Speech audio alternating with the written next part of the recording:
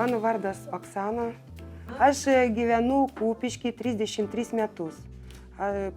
Aš esu siuvėja ir sukirpėja, ir dizainerė, ir modeliuotoja. Pirmas daiktas, kurį aš pasiuvau, tai buvo maudymosi kostiumėlis iš tėvelio marškinių, iš nailoninių. Man tada buvo gal kokių 10 metų, tą padariau rankomis, dar neturėjau siuvimo mašinos.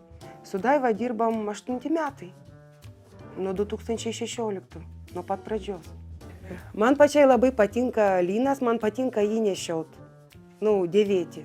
Man patinka jaustis jame komfortabiliai, nes tikrai labai natūralus lynas tinka ir mano kūnui, ir mano aplinkai, mano gyvenimo būdui.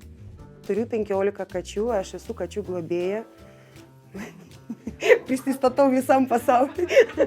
Kodėl katės? Dėl to, kad pradėjau aš jas rinkti be globės, sergančias iš lauko, iš gatvės, čia mūsų kaime, gyvenamoje vietoje.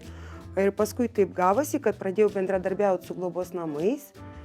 Esu oficialiai globėja globos namų. Čia katytė Fibė, jinai biškį sirguliuoja, bet mes ją gydom ir paskui jinai suras pačius geriausius namučius.